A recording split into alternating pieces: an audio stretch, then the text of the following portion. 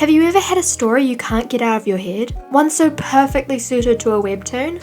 The characters are so real to you and the world so clear. Finally, you have all the character designs. The script is all written out and you can finally start making pages. You make about a chapter, but it all feels so wrong. Your drawings aren't as good as usual, and does it always take this long to make a single panel? You avoid making pages for days and days, and then, oops, your webcomic is suddenly on hiatus for months. Then months become years. This is exactly what happened to me. But recently, I managed to pull my webcomic out of hiatus. Here's how.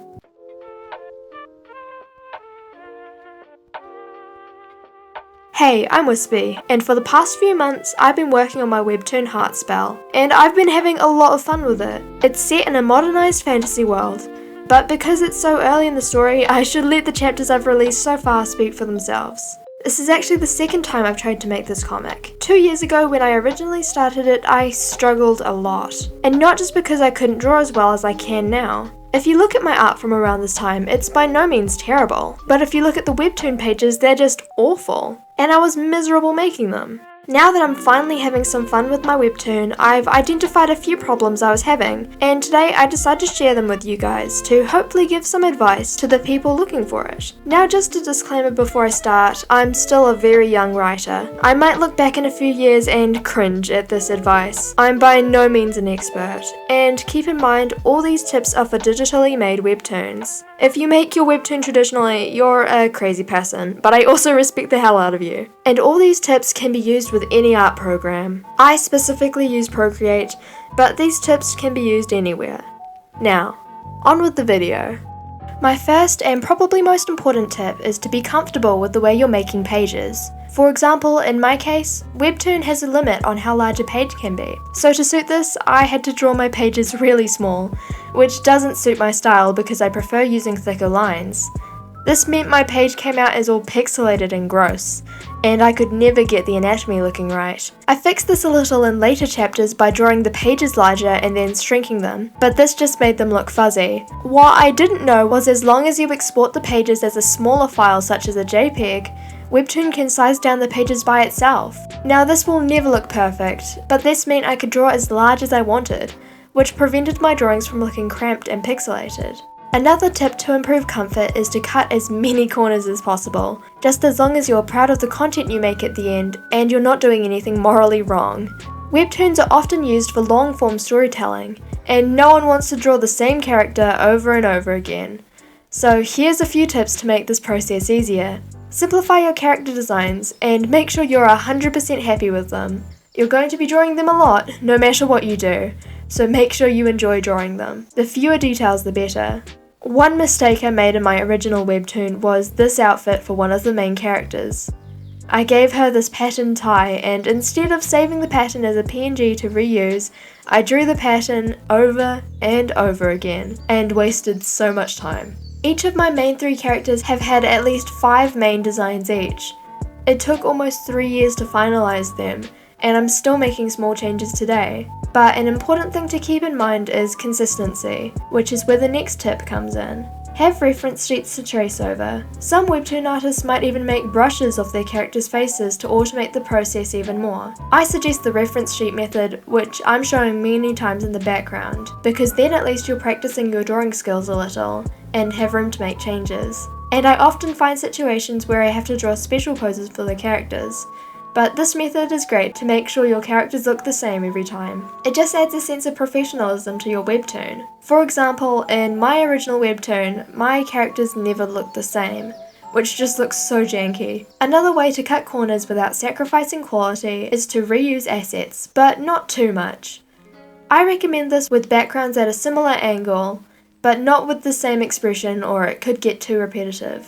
I'm sure I'll show what I mean in the background speed paints. I also recommend this for webtoon style and not traditional panel comics. When you're scrolling on Webtoon, it's easier to accept if a panel is repeated but looks slightly changed. When it's a panel style and the copies are right next to each other, it just looks lazy. Speaking of backgrounds, I suggest having some pre-made grass and tree brushes. I use them a lot and are easy to blend into almost any style. They also make creating more natural environments a lot easier.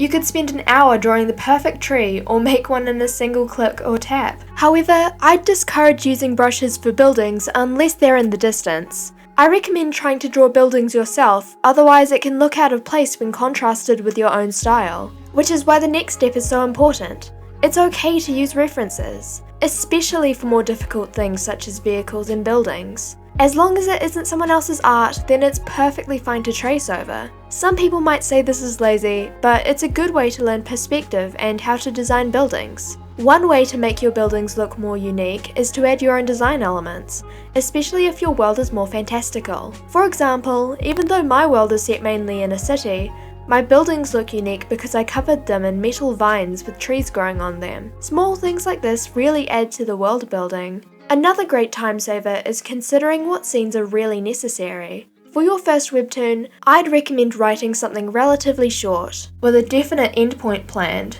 Something only one season long that shouldn't take more than 1 to 2 years to finish making. If you're overly ambitious with your first project, you'll burn out fast, especially if you're looking forward to drawing a specific scene, but that scene won't happen for another few years. The original length of Heartspell was 3 seasons long and had a super convoluted plot. If you're not the best at writing, this can confuse yourself and readers easily, so I'd suggest keeping your first story as short as possible, even just a few chapters. Also, if a scene isn't necessary, don't add it. It wastes your time drawing it and the audience's time reading it, especially if you only update once a week or month. It's okay to pause to focus on a character's emotions briefly, but if you waste the audience's time too much, they'll just stop reading. This issue is very prevalent in romance webtoons. I'm sure you've seen this scene before. 2 characters are together. It's very clear that they both have feelings for one another. One character is about to confess, but then BAM! Something completely out of the blue interrupts them, and now the character won't confess again for another 10 or even 20 episodes. Doing this once or twice can be good to see how a character reacts to this, or even make a plan for the future, but 3 times? Now you're just delaying the plot moving forward. This is very annoying to see. If you're creating a scenario just to drag the plot on, just don't. Make sure your webtoon doesn't outstay its welcome. And that's my advice for how to best start and hopefully finish your first webtoon.